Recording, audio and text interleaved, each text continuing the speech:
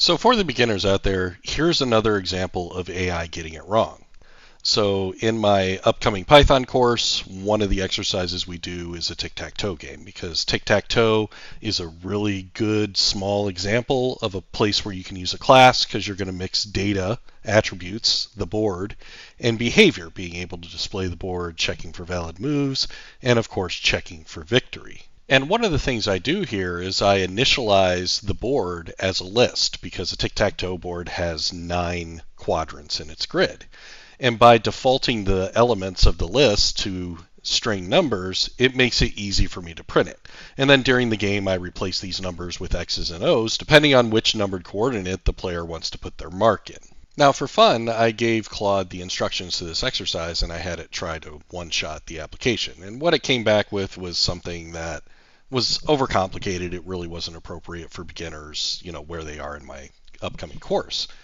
So I made changes. I took those changes, and for funsies, I fed it back into Claude, and I said, "Hey, what do you think of my changes?" And one of the interesting things here is it did catch a couple things because I hadn't tested my code yet, so I made some typos, like I put X and Y instead of X and O.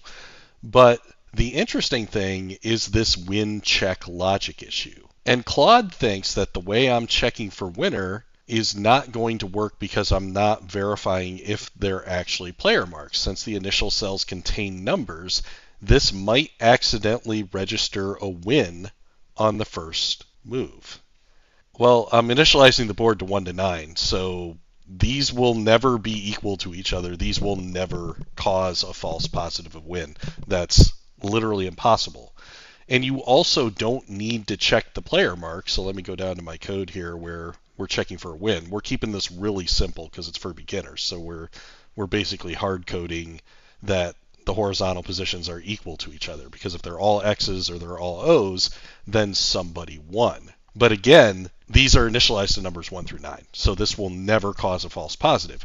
You also don't need the player mark, because when it's X's turn, if you put an X on the board, the only possible way that you're going to get 3 matches is if they're X's, because if it was O, it would have been caught on the previous turn.